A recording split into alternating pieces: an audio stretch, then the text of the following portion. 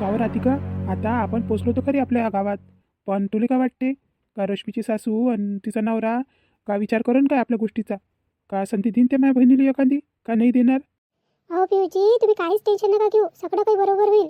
आणि मला तर असं वाटते का रश्मी त्याची सासू देईन त्यांना एखादी संधी, एक तरी देणारच, कारण की शेवटी जीवनाचा प्रश्न आहे ना. संधी तर त्यांना द्याच लागल. पण राधिका, माझ्या बहिणीने काही चांगलं नाही केलं ना त्याच्यासोबत, तर ते कोणत्या विचारानं संधी देणार आहे तिले? आणि काय केलं हिनं? नुसतं त्याला बोलली भांडली, हां किती सांगितलं त्यानं तिच्या बाऱ्यात. असं ऐकलं ना बहिणीच्या बाऱ्यात, आपली पूर्णची पूर्ण मान खाली होऊन जाते, आपल्यात हिंमत नाही राहत त्याच्या तोंडाकडे पाहायची.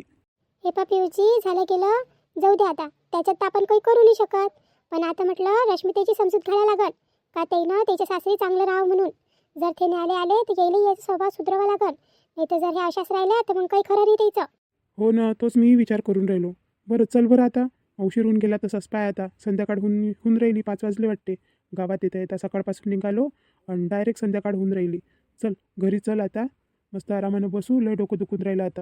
बरं बरं, चला लवकर चला. मी काय म्हणतो पण पिऊजी, पहिले घरी चलता का आपल्या मोठ्या घरी चलता? नाही नाही, पहिले घरीच चल, नंतर जाऊ आपण घराकडे, पहिले आपल्या घरी चल. बरं बरं. अरे बापरे, हे गडबडीत सकाळी गेले होते म्हणते, तर हे रश्मीचे सासरी गेले होते मग, आहे ना? तिच्या नवऱ्यानं घटस्फोटाची नोटीस देतो म्हटलं ना, म्हणून गेलते वाटते तिथं बोलासाठी. आणि पहा बरं, किती हे इले काही लाजगीज नाही का राधिकाले? राज राहिले. हां, किती बोलते ते रश्मी, काय टसटस बोलते पप्पा. स्वतःच्या घरातून बाहेर काढून दिलं तिनं, बाहेर काढाले. आणि म्हटलं एवढा दिवस राहिली म्हणते ते तिकडे माहेरात त्या रश्मीच्या यानं, आणि आता तिचा संसार करायसाठी गेली. एवढा काही साधे फोडापणा चांगला थोडी नाही, चांगला राहिले. मैत्रिणीनं जशी राहिली असती ना, ते योग मारली असती लाट पकडून आणि हाकलूनच दिलं असतं. म्हटलं असतं जसं केलं तसं भर. मला काय सांगतं सांगाले. पण पहा बरं, किती दया धरमवाली आहे हे राधिकाई. एवढं चांगलं राहून चालते काय, सांगा तुम्ही? चालाले बोलतेच दिसते मला तर, हे कोणत्या मातीची बनली आहे आणि कोणत्या मातीची नाही. तर गेले वाटते. अरे सकाळपाचचे गेले, पण याचा काही पत्ता नाही अजून, राधिकाचा आणि पिंटूचा. काय होऊन राहिलं काय नाही, काय झालं काय नाही, काय बोलले तिथं तर तिनं काय म्हटलं तर काहीच नाही माहीत होऊन राहिलं. आणि पोराने एखादा फोनही नाही केला का मी निघून राहिलो का आलो का नाही आलो, काहीच नाही. आता मनही नाही लागून राहिलं तिथं काय झालं असं आणि काय नाही. तर रश्मी, कशी काय तब्येत? बरं वाटून राहिलं का आता? आणि नसल वाटून राहिलं तर तू आईला घेऊन जाय आणि दवाखान्यात दाखवून दे आणि गोळ्या गिड्या घेऊन ये, मग बरं वाटते थोडंसं. आणि विचार काही करू नको एवढा. नाही बाबा, आता बरं वाटून राहिलं, आता तब्येतही चांगली वाटून राहिली. असं जास्त विचार नको करू. आता विचार करून काय सगळं काही बरोबर होऊन जाईन काय? चिंताची बाबा, तुम्ही म्हणता का विचार नको करू, पण विचार करासारखीच गोष्ट आहे ना. आणि तुम्ही किती दिमागदार म्हणाव. एवढी मोठी गोष्ट आणि तुम्ही त्या पोरसरोला पाठवून दिलं, आणि ते काय बोललं आणि काय नाही, बरोबर बोलले का नाही बोलले, अजून काही याचा पत्ता नाही आहे. आणि त्या तुमच्या सुनी नाही आली का नाही आली, तर काही इथं येऊ देते का नाही येऊ देत तुमच्या पोराले. मला तर काहीच नाही समजून राहिलं बाप्पा. साऱ्या गोष्टी डोक्याच्या वरतून चालल्या. आता मोठं सोट्याने जा लागत होतं आणि तिथं बोलायला लागत होतं, तर पाठवून दिलं लेकरेले पाठवाले. कधी कधी तर मला असं वाटतं का तुमचंच दिमाग काम नाही करत काय. तर काय होय म्हणता, मायावर कायले काटवतो तू? स्वतःच्या करीने मायावर फक्त काय थोपाले? हे सगळं करणी मग तू आहे म्हटलं, तरी ते लेकरं समोर जाऊन त्या गोष्टीला सांभाळून राहिले, तर ते तू करू देत नाही. बस तुझं काम काय आहे का, बस मागं पाय ओढणं एकाचे. तुला चांगलं नाही वाटत घरचे लोक, आणि कोणी बरोबर करून राहिलं ना ते तुला चांगलं नाही वाटत. सुनीच्या बाऱ्यात तर बोललं ना, तर तेला असं वाटते का काय बोललं काय नाही, कायच पाजलं आणि कायच खाऊ घातलं काय माहिती तिनं. का सुनीच्या बाऱ्यात एक शब्दही नाही ऐकत, एक शब्द ऐकाले. बायकोले बोलते ते, लेकराईले बोलते, पण सुनीले म्हणते काहीच नका बोलू म्हणते. मला तर वाटते का करीना गिरीनाच केलं काय तिनं, तिच्या मायच्या इथून आणलं असं काही आणि दिलं यायले त्यांनी चांगली घुट्टी. हां, म्हणून तर राधिकाच करून राहिले, काही बोलूच नको म्हणते तिले. हे पाय म्हणता, जराशी तुझ्या तोंडाले लगाम ठेव म्हटलं. आई बाबा, तुम्ही दोघं नका भांडू. हे जे काही घरात होऊन राहिलं ना, ते फक्त मायानं होऊन राहिलं. जर मीच नसती ना या घरात, तर असं झालंच नसतं. तुमचे दोघांचे भांडणं वेगळे, दादा वहिनीचं वेगळं आणि माया घरचं वेगळं. सगळ्यात ताल म्हटलं फक्त मायानं झाला. तुम्ही कोणालाच दोष नका देऊ, या सगळ्या गोष्टीची दोषी मीच आहे म्हटलं. हे सगळं मायामुळं झालं. तुमचं काहीच दोष नाही आहे, फक्त माया दोष आहे. हे पाय रश्मी, जे झालं ते झालं बाई. आता स्वतःला दोष देऊन काही अर्थ नाही, पण याच्या पुढं जे जीवन आहे ना, त्याला बस सुधारवायचा प्रयत्न कर. आणि आता तरी असं नको करू जे काही पहिले घडलं ते. आता स्वतः एकदम सांभाळून बोलायचं, कोणती गोष्ट सांभाळून करायची, आणि वाईट तर बिलकुलही नाही करायचं. आता या गोष्टीवर ध्यान दे तू. नाही तर काही खरं नाही आहे बाई रश्मी तुझं. मै पोरगीच दिसते ना तुम्हाला फक्त, बाकी तर कोणी दिसत नाही. पण ते जाऊ द्या, तुमचं पोरग आणि तुमची सून केव्हा पाचचे गेले, आले का नाही आले? आणि आले तर काय त्याच्याच इकडे गेले का त्या खोलीत? इकडे या ना म्हणा, का आपल्याला तिथं बोलावते काय झालं काय नाही ऐकासाठी? नाही नाही आले असं तर इकडे चिंते, एवढी मोठी गोष्ट आहे, इकडे नाही तर कुठे जाईन म्हणून तर मी खरात आहे. म्हटलं बाहेर गेर चाललं जाईन आणि हे तो येईल काय झालं काय नाही तिथं. मग म्हणणे लागून राहिलं ना त्याच्यात. मला इथं माहीत पडलं पाहिजे ना काय झालं काय नाही. ते लोक मानले नाही मानले, आता आपल्याला काय माहीत आपण का गेलो होतो काय तिथं त्याच्यासोबत. पिंटू दादा, राधिका वहिनी, अरे पिंटू आला काय? किती वेळची वाट पाहून राहिलो तू? एवढा उशीर कुठं लागला? लय उशीर झाला ना आता. काहून बसगीस भेटली नव्हती का तिकडून याच्या वेळेस? नाही हो बाबा, बसगीस वेळेवर भेटली, पण आम्ही तिकडून आलो आणि घराकडे चाललो गेलो होतो. लय डोकं दुखून राहिलं होतं तर थोडंसं म्हटलं चहा घ्या पेतो म्हटलं. राधिकाला चहा करायला लावला आणि चहा पेलो आणि इकडे चालो तुमच्यासोबत बोलायसाठी. असं असं तर काय काय म्हणून राहिले होते रश्मीचे सासरचे लोक? तिचे पाहुणे, तिची सासू, तिची सासरा काय म्हणे तर? काय म्हणणार आहे ते सांगून राहिले होते करीने आपल्या इच्छा पुरीचे, नाही का लागून राहिलं होतं मान खाली करून. दुसरं काय होणार आहे? अरे पिंट्या आपण काय म्हटलं त्यानं? हे जे गोष्ट सांगितली होती त्यानं घटस्फोटाची, तर ते बरोबर आहे काय? का असं सांगून दिलं होतं त्यानं? त्याच्या आईची त्याच्या बाबाची मर्जी आहे का त्याच्यात? हो बाबा, सगळीच्या मतानं घेतला होता हा निर्णय घटस्फोटाचा. हो ना, मला तर असं वाटे का जवळ बापूनं मजाकच केली काय रश्मीसोबत? अहो आई, कायची मजा, काही मजाक गिजाक नाही. सगळे म्हटलं सिरियस होते म्हटलं ते लोक रश्मीच्या बाऱ्यात म्हटलं. आणि त्याला ते पाहिजेच नाही, कोणत्याही हालतीत नाही पाहिजे म्हणते. कारण की हिनंही तिथं काही चांगलं व्यवहार नाही केले ना त्याच्यासोबत. 15-20 दिवस तर राहिली तर म्हणते साऱ्यासोबत भांडली म्हणते, कोणाचसोबत चांगली नाही वागली म्हणते. हे तर म्हणते तिथं म्हणते. हां, आणि तुम्ही सांगा बाबा, जेव्हा हिची सोयरीक झाली होती तर तेव्हा आपण हिला विचारलं होतं ना, तुला पोरगं पसंत आहे का नाही पसंत आहे म्हणून. हो हो हो विचारलं तर होतं. का व म्हणता विचारलं होतं ना इले पोरगं पसंत आहे का नाही पसंत आहे म्हणून त्या? हो ना, विचारलं तर होतं तेव्हा तर काही नाही म्हटलं ना. काऊन काय झालं तर? काय होणार आहे बाबा, सगळी चुकी म्हटलं आपल्या इच्छा पोरीचीच आहे. इले तो पसंत नाही आहे म्हणते. आता रुपेशराव जर असे सावडे आहे ना, तर मग ते एका एका रंगाची बोलते म्हणते हे त्याले, का तुम्ही माझ्यासोबत शोभत नाही, तुम्ही चांगले नाही वाटत, तुम्ही सावडे आहे, तुम्ही दोंबडे आहे, किती बोलते म्हणते हेही. हां, हिनं काय हिच्या तोंडाला काही लगामच नाही आहे. उठते उचलते तोंड आणि कुठेही टोचते. हां, बोलायची पद्धत नाही हिची काही चांगली. आणि एवढ्या दिवस राहिली तर नुसते भांडणं केले म्हणते. आता त्याचे मन कसं लागन हिच्यावर एवढं सगळं केल्यावर? तर काय म्हणत होते, काय म्हणून राहिले होते? काय आई, काय म्हणणार आहे ते लोक तर काही ऐकायलाच तयार नव्हते. हिची सासू आणि हिचा नवरा पटपट सांगून राहिले होते हिच्या गोष्टी. हिनं जे काही तिथं केलं ना तर सगळं सांगून राहिले होते ते. आणि काय म्हणे हे आई, का म्हणे माझी सासू आणि माझी ननद काही चांगली नाही म्हणे. एवढी साधी पोरगी आहे ते हिची ननद. म्हटलं आम्हाला घरी नेलं, बसवलं, पाणी आणून दिलं. याच्यातलं तर एकही गुण माझ्या बहिणीत दिसत नाही मला. बहिणीत दिसाले हां, फक्त लोकांना नावं ठेवायला झाली हे. आणि म्हटलं आई, हे सगळं काही तुझ्यानं झालं, तुझ्या लाडात बिघडली म्हटलं, हे लयच बिघडली. का रे पिंट्या, तुला तर तुझ्या बायको सारखी म्हटलं. आता तुझ्या बायकोला जशी तुझी बहीण आवडत नाही तशीच तुला नाही आवडून राहिली. हां, आवडाले.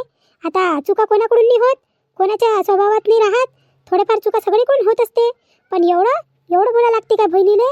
आणि ते लोक एवढे बोलून राहिले होते तर त्या कळ नाही घ्यायला लागत होती का बहिणीची, का माझी बहीण अशी नाही आहे म्हणून? आई कशी काय कड घेणार आहे तिची? तिची वागणूक पाहिली नाही काय? इथंही पाहिली आणि तिथंही पाहिली. पाहिलंच आहे तिले. तिले तर एक शब्द बोललं का तोंडावरच येते ते आपल्या. तिला तर बोलायलाही काही पुरत नाही. आणि हे सगळं म्हटलं लाडानं झालं. एवढाही लाड नाही करावं का डोक्यावर बसून घ्यावं तिले. डोक्यावर बसून घ्यायले पाय बरं. आता कोणाला भुकता लागून राहिलं, तिलेच भुकता लागून राहिलं ना. आई, तू पण शांतपणे घे. आता जे काही झालं ते खरंच मयानच झालं. तू काही टेन्शन नको घेऊ. दादा, मी तुला हात जोडून माफी मागतो. कारण की मयानं तुला त्याच्या समोर खाली मान टाका लागली. आणि हे सगळी गलती मीच होती म्हटलं. जर मीच चांगल्यानं राहिली असती तर आज हे दिवस आले नसते. दादा, जे काही घडलं त्याच्यात तुम्ही काही करू नाही शकत. पण तुला विश्वास देतो की याच्या पुढे जे काही होईल त्याच्यात तुला कधीच मयानं खाली मान नाही टाका लागल. हे पाय रश्मी, मला काही तुझ्यासोबत वैर थोडी नाही आहे. शेवटी तू माझी बहीण आहे. पण म्हटलं तू जशी वागली तुझ्या सासरी ते काही बरोबर नव्हतं ना बाई. तुझ्या वागल्याच्या यानं आमचे सगळेचे डोळे खाली होऊन गेले. रश्मी, तुला एक गोष्ट सांगतो. जेव्हा मी तिथं गेलो ना तर मग काही हिंमतच नेऊन राहिली होती कोणासोबत बोलायची. जेव्हा ते तुझ्या बाऱ्यात बोलून राहिले होते तर ते तर बरं झालं का राधिका होती माझ्यासोबत. आणि सगळी गोष्ट तिनंच सांभाळली आणि तिनंच सगळी काही बोलली. मग तर बोलायला हिंमत नाही होऊन राहिली होती ना, त्याच्याकडे पाहायला येऊन राहिली होती. जे काही केलं तिनंच केलं. आणि पाय बरं, त्या तिच्या जीवनात किती प्रयत्न केला विष घोलाचा. हां, शेवटी म्हटलं हेच बोलली तुझ्यासाठी. तर तुला हे समजायला पाहिजे बाई का आपल्यासाठी कोण चांगला आहे आणि कोण वाईट.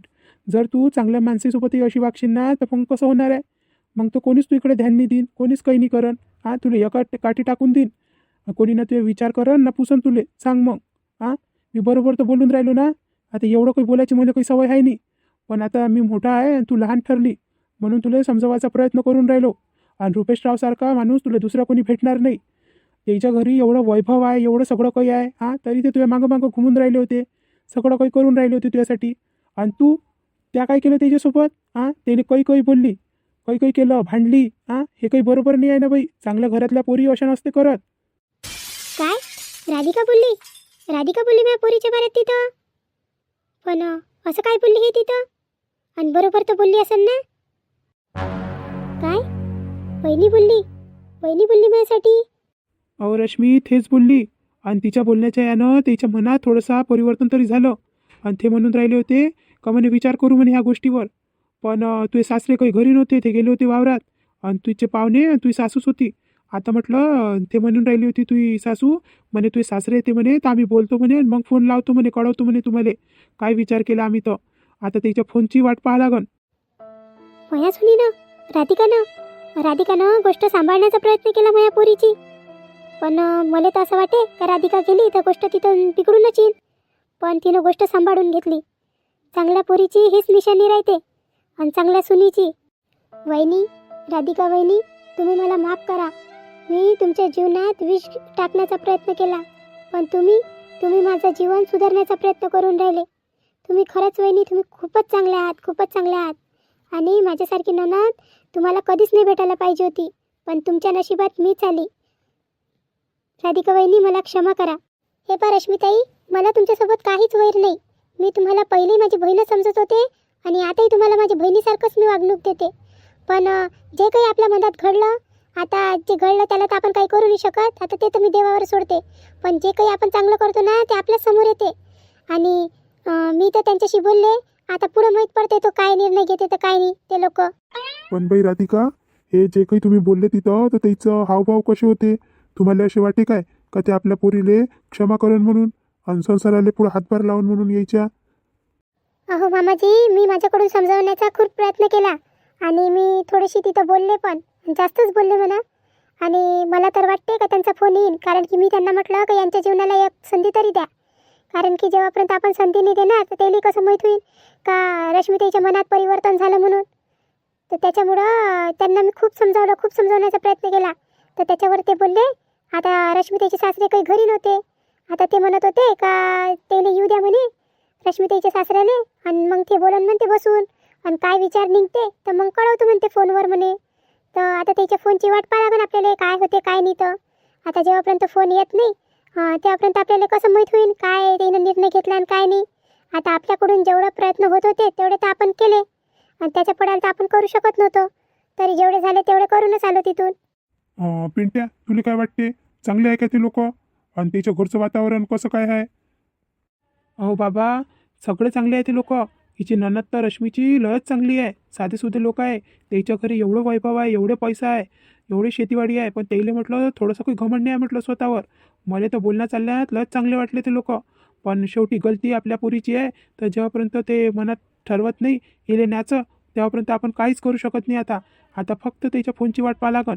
पहा मित्रांनो, असा आहे संसाराचा ताल. आता आपल्याला तर सगळेले बरोबर घेऊन चालाच लागते. शेवटी सून होय ना आपण, सून राहिले.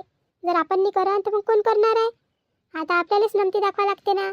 आता रश्मिताई गेली त्याच्या सासरी तर चांगलंच होईल ना. मी इथं येऊन जाईन, मला काही चांगलं वाटत नाही. आता या म्हाताऱ्या माणसाला सोडावा आणि आपण एकटं संसार करावा तिकडे.